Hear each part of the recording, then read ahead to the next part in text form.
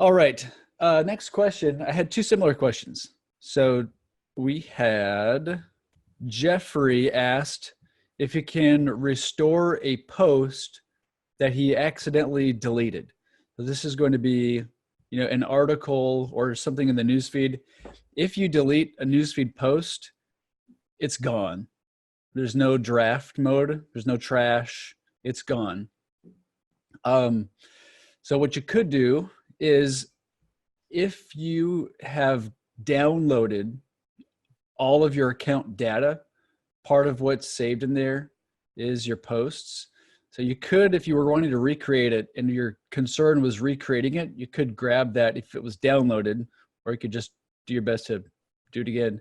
You could grab that and redo it, but you're not going to have the same dynamic engagement.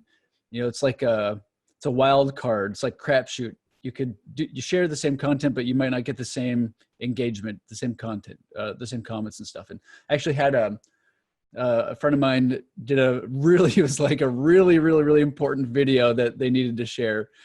And they didn't check the audio with the video, and it was a mismatch.